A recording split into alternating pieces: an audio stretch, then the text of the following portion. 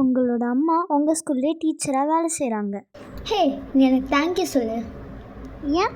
ஏன்னா என்னை மாதிரி ஒரு ஃப்ரெண்ட் கிடைக்கிறதுக்கு நீ கொடுத்து வச்சிருக்கணும். அதான் ஏன்? ஏன்னா இவ்வளோ கொஷின் பேப்பருக்கு நான் உனக்கு ஆன்சர் சொல்கிறேன், எனக்கு தேங்க்யூ சொல்ல மாட்டியா? சரி சரி தேங்க்யூ. அது எப்படி நீ பண்ணுற? எப்படின்னா, ஐயோ எனக்கு ஒன்றுமே புரியலையே. நாளைக்கு வேறு ஃபிசிக்ஸ் எக்ஸாம். லோட் எஃபர்ட் ஃபல்கிறோம், ஒன்றுமே புரியல. சரி அம்மா கிட்ட கேட்போம். அம்மா விடுவாங்களா? அம்மா விடவே மாட்டாங்க. இப்போ நான் என்ன செய்யறது? ஐடியா. அம்மா, என்ன? எனக்கு தோசை ஊற்றி தரீங்களா? இந்த நேரத்தில் ஏன் தோசை? அம்மா பசிக்குதுமா, தோசை வேணும். சரி சரி ஊத்துறேன். போங்க. கண்ட நேரத்தில் தான் தோசை கேட்போம். சரி அப்பா, அம்மா போயிட்டாங்க. இப்போ நம்ம பார்க்கலாம். ஓகே, இதை உடனே ஒரு பேப்பரில் காப்பி பண்ணிடலாம். ஒரு தோசை ஊற்றிட்டேன்.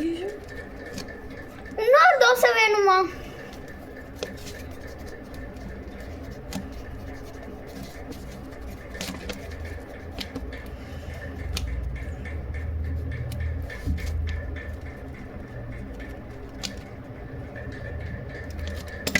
அப்பா, இதை படித்தா போதும்.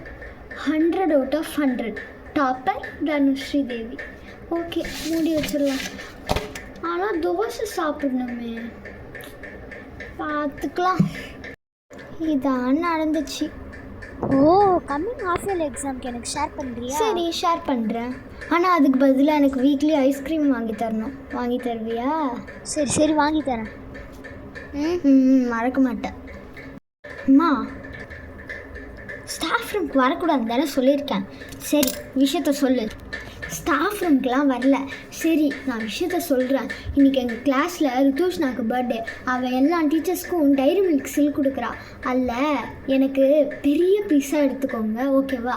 எனக்கு அது வேணும். அப்புறம் அதில் நட்ஸ் ஃப்ளேவர் இருந்துச்சுன்னா அது வாங்கிக்கோங்க, எனக்கு பிடிக்கும். அவள் கேட்டான்னா உங்களுக்கு தான் சொல்லுங்கள், எனக்கு இல்லை, ஓகேவா? ஆனால் வீட்டுக்கு வந்து எனக்கு தான் கொடுக்கணும், ஓகேவா? சரி சரி போ.